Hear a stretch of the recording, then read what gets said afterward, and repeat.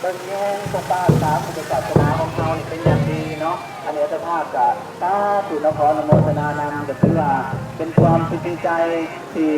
ได้มาห่วมเนาะในป่าสามัคคีในครั้งนี้ถือว่า